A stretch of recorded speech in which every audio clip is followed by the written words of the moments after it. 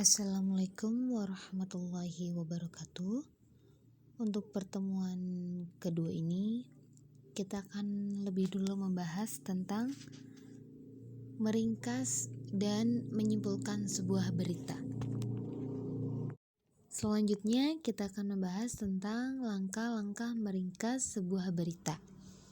Yakni ada 3. Yang pertama, mendengarkan atau membaca berita dengan seksama.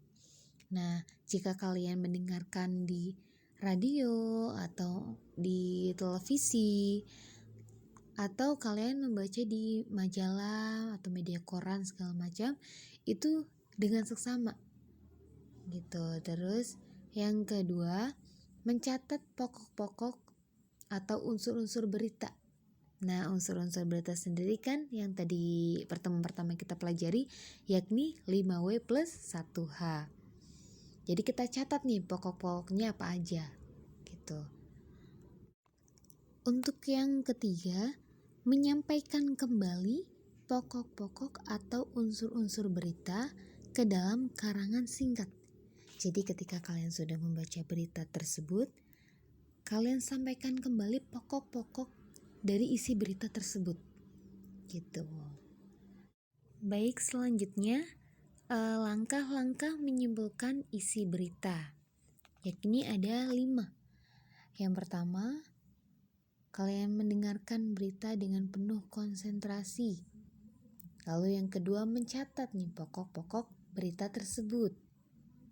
Yang ketiga, menyajikan pokok-pokok berita menjadi kalimat.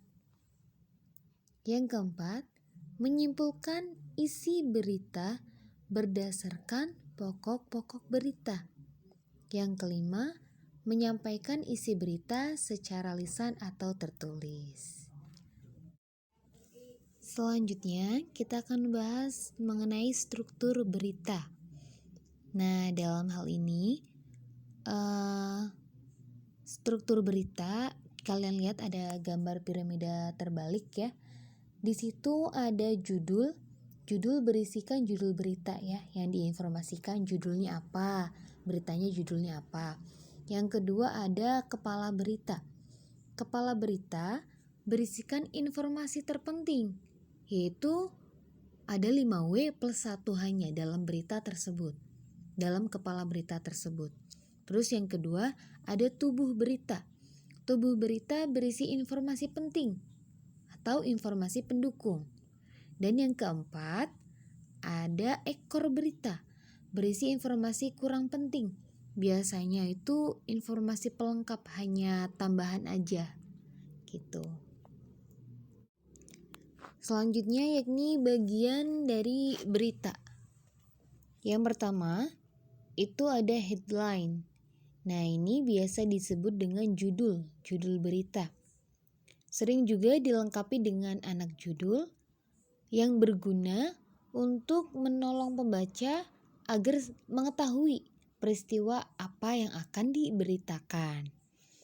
Terus yang kedua, itu ada deadline. Deadline ini terdiri atas nama media massa, tempat kejadian, dan tanggal kejadian. Dan tujuannya untuk menunjukkan tempat kejadian dan inisial media tersebut. Yang ketiga ada lead. Ini biasanya disebut dengan teras berita. Nah, biasanya itu ditulisnya itu di paragraf pertama. Kalau ada berita itu di paragraf pertama itu dinamakan lead atau teras berita. Dan ini merupakan unsur yang paling penting dalam sebuah berita. Jadi bisa menentukan apakah isi berita ini akan dibaca atau tidak gitu. Yang keempat ada body berita atau tubuh berita. Biasanya itu berisi menceritakan peristiwa yang akan dilaporkan dengan bahasa yang singkat, padat, dan jelas. Jadi body berita ini merupakan perkembangan dari berita tersebut.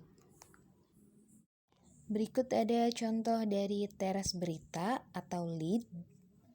dan itu bodi berita atau tubuh berita bisa dilihat. Setelah tadi kita membahas mengenai struktur dan bagian dari berita, selanjutnya kita akan bahas mengenai kaidah berita atau kaidah kebahasaan. Sebenarnya di sini ada 10 poin, tapi saya akan menjelaskan 6 poin terlebih dahulu ya. Untuk yang pertama, ada kata keterangan atau adverbia, yakni mengenai waktu maupun tempat.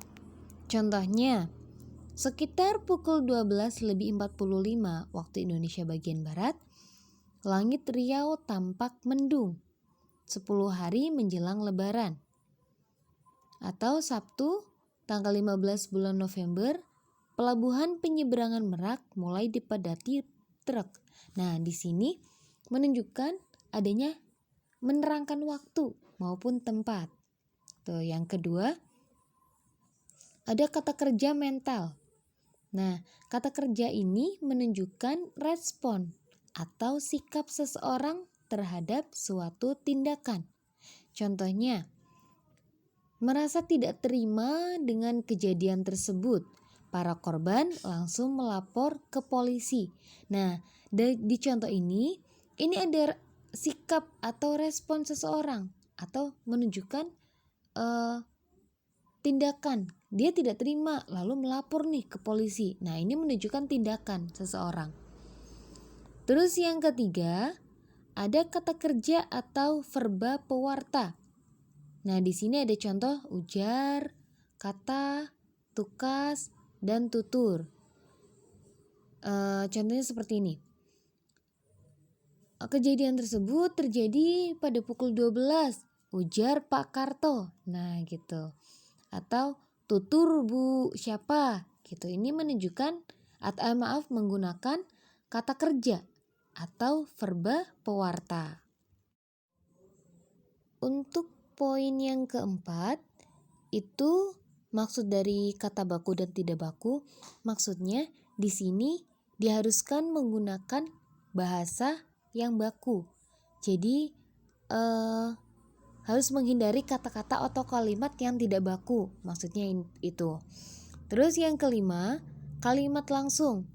Contohnya, masyarakat, wisatawan, dan pendaki tidak diperbolehkan mendaki dan beraktivitas dalam radius 2 km dari kawah Gunung Slamet, paparnya.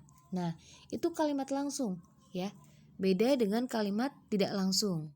Nah, kalau kalimat tidak langsung itu bisa berupa seperti ibu berkata, ayah pulang besok pagi. Nah, itu kalimat tidak langsung gitu. Dan selanjutnya ada konjungsi temporal. Nah, kalau konjungsi temporal itu adalah sebuah kata atau kalimat penghubung yang berfungsi menghubungkan dua kalimat gitu.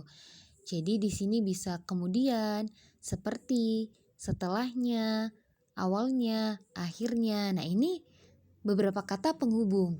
Contohnya, sekitar pukul 12:45 waktu Indonesia bagian Barat, Sabtu 15 Juli 2018, langit Bandung tampak mendung. Tak lama kemudian, hujan yang diharapkan semua masyarakat pun akhirnya turun. Nah, di sini kan ada akhirnya turun. Nah, itu sama kata konjungsi temporal. Jadi fungsinya untuk menghubungkan dua kalimat gitu. Terima kasih atas waktunya. Semoga dapat dipahami. Kurang dan lebihnya saya mohon maaf. Tetap semangat belajar. Wassalamualaikum warahmatullahi wabarakatuh.